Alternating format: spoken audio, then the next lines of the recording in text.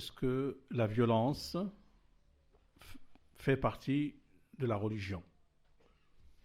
Moi, je pense que oui. Toutes les religions ont démontré à travers les siècles que la passion irrationnelle, la foi terrible, peut amener des guerres, peut amener des violences indescriptibles.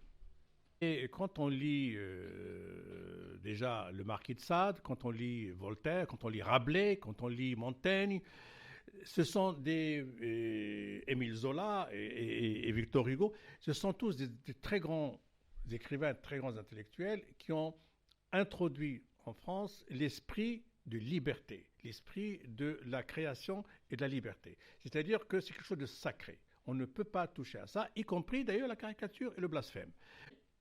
Les musulmans ne sont pas prêts à renoncer à leur religion, à devenir laïcs, à insulter les papes, à insulter les prophètes. Non, non, non, non, non. C'est des croyants fidèles à leurs croyances. Bon, ben, on ne peut pas leur reprocher non plus. Bon, ils sont comme ça.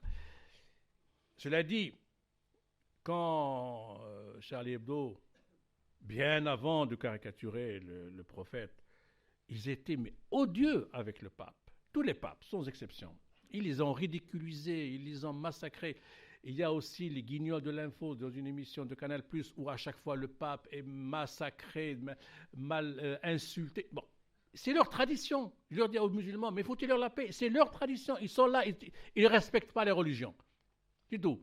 Alors, pourquoi voulez-vous qu'ils respectent l'islam? Pourquoi voulez-vous qu'ils respectent l'islam? Puisqu'ils ne respectent pas leur propre religion, le catholicisme. Et après, ils s'étonnent que l'intégration n'a pas lieu. Mais c'est normal. Comment voulez-vous vous intégrer à un pays où votre solidarité à vous avez le droit d'être solidaire avec les Juifs, ont tout à fait le droit d'être solidaire avec Israël. C'est leur droit le plus absolu. Mais pourquoi les Arabes n'auraient pas le droit d'être solidaires des Palestiniens? Parce que les Palestiniens, c'est des terroristes et les autres, c'est des anges.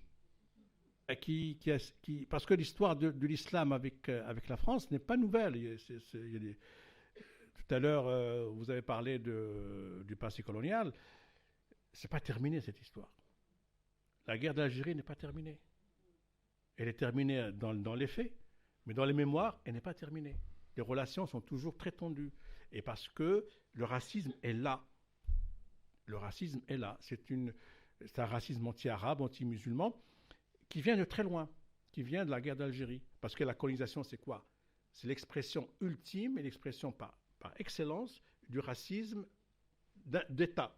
C'est-à-dire que je vais occuper un pays parce que je considère que ce pays est sous-développé, inférieur à moi, donc je domine et je lui lègue ma culture, je lui lègue ma civilisation, je lui donne de quoi devenir bien. C'est ça le racisme et c'est ça le colonialisme. Pour lutter contre le radicalisme islamique, il faut d'abord revoir les manuels scolaires et enlever dedans tout ce qui favorise le radicalisme, tout ce qui favorise le fanatisme.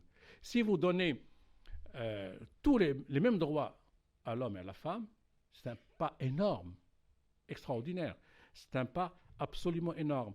Et c'est, si vous voulez savoir si un pays est civilisé, vous voyez la condition de la femme. C'est l'indice absolu.